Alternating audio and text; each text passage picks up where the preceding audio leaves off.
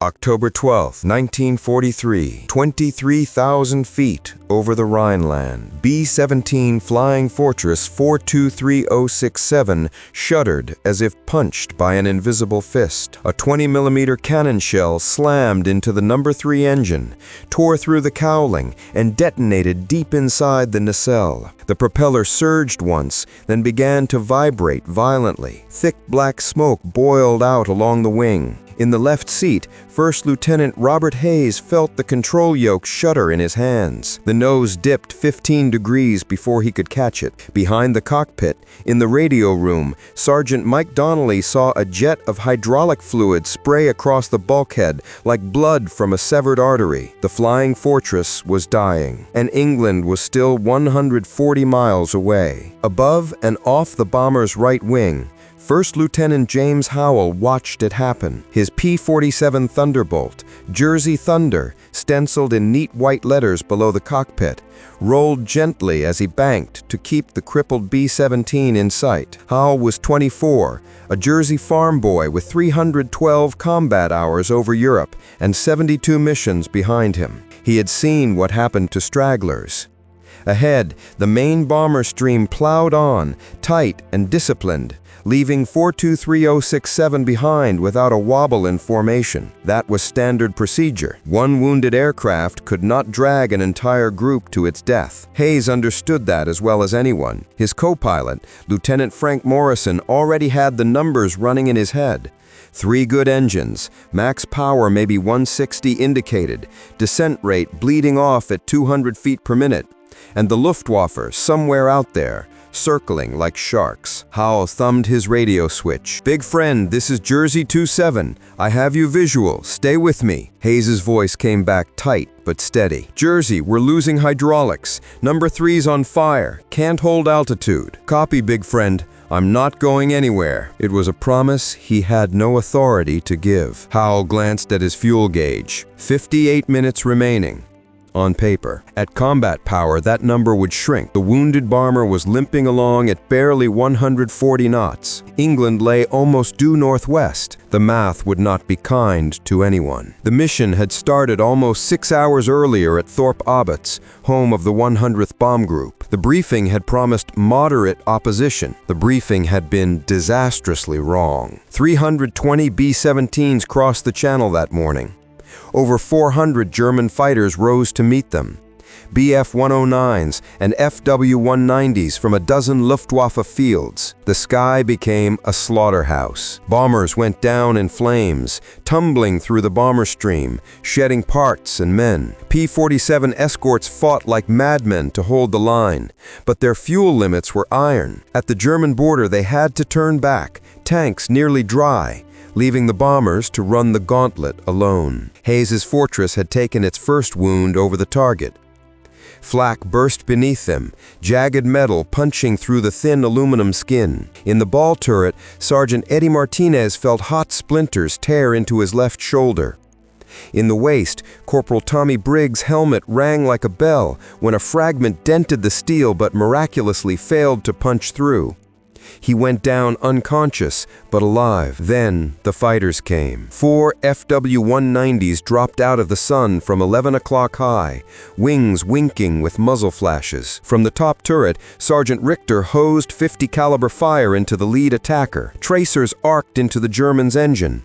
The Focke-Wulf blossomed into a fireball, disintegrating in mid-air. The other 3 pressed in anyway. That was when No. 3 took the fatal hit. Now, 15 minutes clear of the target area, Hayes fought to keep the B-17 level. The fortress slid through 22,000 feet. Morrison worked the restart checklist for the dying engine, but the prop just windmilled uselessly. Its shattered innards locked. Worse, the hydraulic pressure was falling. Turrets slowed, then jerked to a stop. The bomb bay doors, damaged earlier, sagged half open, adding drag. "Skipper," Morrison's voice was quiet. "Might be time to think about telling them to bail out." Hayes stared over the control column at the pale patchwork of occupied France below. Parachutes down there meant capture if they weren't shot in their harnesses or dropped into a forest. Sometimes the resistance found downed airmen and smuggled them out. Sometimes. And Martinez was wounded. Could he even manage a chute jump with a torn shoulder? Not yet, Hayes said. Above them, Howell's eyes never stopped moving. His 8 Browning .50 calibers were fully loaded. The Thunderbolt carried 3,400 rounds, roughly 34 seconds of continuous fire. He had already burned through 600 firing at German fighters near Schweinfurt. 28 seconds of life left in the belts. Movement at 2 o'clock. 3 Bf-109s in mottled splinter camouflage sliding in from the south. Nose on, line astern. They had seen the smoking fortress drop out of formation. Stragglers were easy kills, and they knew it. Howell didn't hesitate. He shoved the throttle forward and banked, sliding his P-47 directly between the crippled bomber and the intercepting fighters. The R-2800 roared, all 2,000 horsepower hauling the jug up to 300 knots. The lead Messerschmitt finally registered the threat and broke left too late. Howell's guns roared, all 8 at once. The recoil shook the airframe, slowing it slightly. Brass casings poured from the wings in a glittering stream. Tracers converged on the 109's fuselage. Hit. The canopy exploded in a spray of glass. Chunks of cowling tore away. White glycol from the radiator blasted out in a plume. The German fighter rolled inverted and fell, trailing smoke. The other 2 109s scattered and clawed for altitude. They had expected a defenseless bomber. They had found a P-47 flown by someone who knew how to use it. They regrouped at 25,000 feet, wary now. Inside 423067,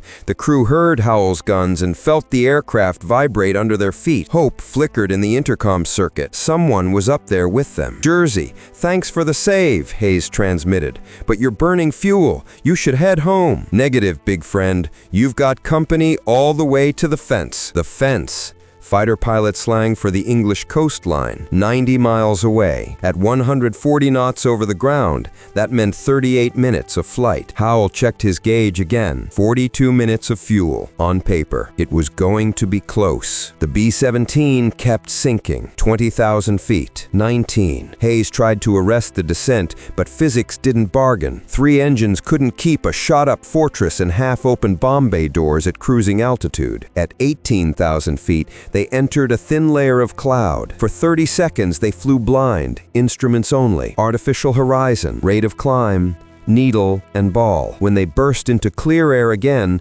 trouble waited. "Fighters, 12 o'clock level," Morrison called. 5 more Bf-109s in a clean attack formation, rolling into a diving pass from 17,000 feet. Someone on the German side had radioed for help. This wasn't opportunistic hunting now, it was a planned kill. Howell didn't hesitate. He climbed to meet them head-on. It was a tactic that took cold blood. 2 fighters driving straight at one another at more than 500 knots closure. Flinch, and you died. To the Germans, 1 P-47 alone should have been easy meat, but they had already lost 1 comrade to this same jug. At 3,000 yards, Howell squeezed a long burst, too far to expect real hits. That wasn't the point. The point was to scare. Tracers carved through empty air in front of the formation. The lead 109 flinched, breaking left. The formation unraveled. Howell dumped his nose, flashed under them, rolled inverted, and came up behind the tailing fighter. 400 yards. He fired. The jerked round slammed into its engine and cockpit. Black smoke poured from the nose. The fighter rolled over and dove out of sight. But the other 2 Messerschmitts were already circling wide, angling in from astern toward the battered bomber. In the tail, Sergeant Welt Kendrick swung his twin .50 calibers onto them and squeezed the triggers. 4 rounds, then nothing.